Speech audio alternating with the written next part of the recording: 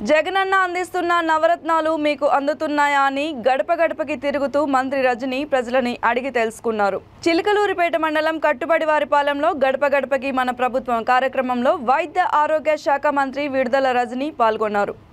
మంత్రికి సర్పంచ్ రామారావు, పార్టీ నాయకులు, కార్యకర్తలు, అభిమానులు శాలువాలు, పూలదండలతో, మహిళలు హారతులతో ఘన స్వాగతం పలికారు.